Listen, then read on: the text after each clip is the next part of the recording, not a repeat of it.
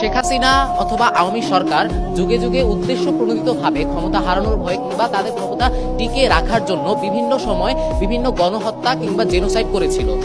এখন মাননীয় স্পিকার আর একবার লক্ষ্য করুন, আজ থেকে এক যুগ আগে যখন 28 ফেব্রুয়ারি 2013 সালে আল্লামা দেলোয়ার হোসেন সাঈদীকে মিথ্যা মামলার রায়ে ফাঁসি দেওয়া হয়েছিল, সেই ফাঁসির বিচারে যখন আসলে জনগণ প্রতিবাদ করেছিল, সেই প্রতিবাদে শেখ হাসিনা তাদেরকে গণহত্যা করেছিল।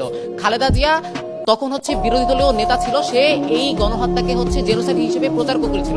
তার মানে আপনাকে বুঝতে হবে যে খালেদা জিয়া তথা বিএনপি যখন তারা বিরোধী দলীয় দল ছিল, তারা জামাতের পক্ষে ছিল। তার মানে জামাত এবং বিএনপি মিলে তখন আসলে একটা বড় পাওয়ার হোল্ড করত, এবং এই ভয়ের কারণে পরবর্তীতে আওয়ামী লীগ ক্ষমতা হারানোর ভয়ে এই বিষয়টি ধামাচাপা দেওয়ার চেষ্টা করে। দ্বিতীয়ত, যুগে যুগে আওয়ামী সরকার অনেকবার চেষ্টা করে তাদেরকে যারা আসলে তাদের বিপক্ষে ভয়েস রেজ করে বা তাদের বিপক্ষে কথা বলে, সেই মানুষগুলোকে মেরে ফেলার, সেই মানুষগুলোকে তারা গণহত্যার মাধ্যমে আটকে দিতে চায়। আরো একটা জিনিস লক্ষ্য করুন, হত্যাকাণ্ড করা হয়েছিল আপনার ক্ষমতা হারানোর ভয়ে, কিন্তু পরবর্তীতে আপনার হত্যাকাণ্ড নিয়ে যেই সব জিনিসগুলো প্রচার করা হয়, ওই জিনিসগুলো প্রচার করা হয়েছে এই হত্যাকাণ্ডকে বৈধতা দেবার জন্য। আমরা যদি উদাহরণ হিসেবে লক্ষ্য করি, 2024 সালে যখন আবু সাইদকে হত্যা করা হয়েছিল, তখন আসলে সে ক্ষমতা হারানোর ভয়ে হত্যা করেছিল, কারণ এই কোটা আন্দোলনের মাধ্যমে পরবর্তীতে একটি জনমত তৈরি হয়ে তাকে আসলে ক্ষমতা থেকে সরিয়ে দিয়েছিল। কিন্তু শেখ হাসিনা পরবর্তীতে আসলে কি প্রচার করেছিল?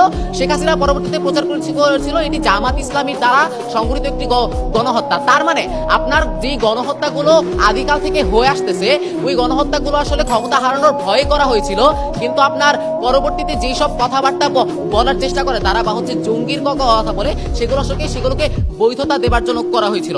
এখন আপনার একটা জিনিস বোঝা খুব বেশি গুরুত্বপূর্ণ, কেন আসলে হেফাজতে ইসলাম ওই সময়টাতে রাজনৈতিক পটভূমিতে খুব বেশি গুরুত্বপূর্ণ একটি জায়গা দখল করেছিল। আপনাকে একটা জিনিস বুঝতে হবে, যখন হেফাজতে ইসলামী আসলে আন্দোলনরত ছিল, তখন তারা ঢাকার 6টি প্রবেশ মুখ দখল করেছিল। তাদের পক্ষে ছিল জামাত, বিএনপি কিংবা আপনার বড় বড় রাজনৈতিক দলগুলো।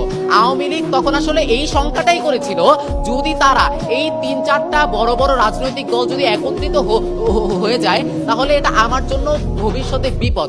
আপনি একটা জিনিস লক্ষ্য করুন, হেফাজতে ইসলামী কিন্তু ডিএমপির অনুমতি নিয়ে আন্দোলনটা করেছিল, কিন্তু তারপরও কেন তারা আসলে সময় চেয়ে নিচ্ছি একটু, কিন্তু তারপরও কেন আসলে তারা গণহত্যা করেছিল? কারণ তার মধ্যে এই ভয়টা ছিল বা এই সংখ্যাটা ছিল যে পরবর্তীতে বিএনপির মাধ্যমে প্রমাণটা কি আসলে আপনার খালেদা জিয়া সরাসরি বলে দিয়েছে যে হেফাজতে ইসলামীর এই আন্দোলন করাটা একটা গণতান্ত্রিক অধিকার।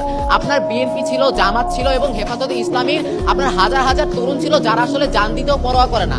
তার মানে এত জনমত ছিল বা আইডিওলজি ছিল, এদের কারণে শেখ হাসিনার মনে একটি শঙ্কা বা ভীতি তো তৈরি হয়েছিল যে এরা আমাকে ভবিষ্যতে ক্ষমতা থেকে নামিয়ে দিতে পারে, যেমনটি হয়েছে আপনার 24-এর বিপ্লবে। 24-এ কোটা আন্দোলনের শুরুতে শুরু হয়েছিল, কিন্তু পরবর্তীতে সেটি গণ আন্দোলনের রূপ নিয়ে আপনার ক্ষমতা থেকে সরিয়ে ফেলে শেখ হাসিনাকে। তার মানে হাসিনা হেফাজতে ইসলামকে ভয় পাওয়ার কারণে বা ওই ভীতির জায়গা থেকে সে গণহত্যাগুলো করে। সুতরাং আজকের সংসদে আমি জানাচ্ছি বিষয়টি গৃহীত হবার মতো। ধন্যবাদ।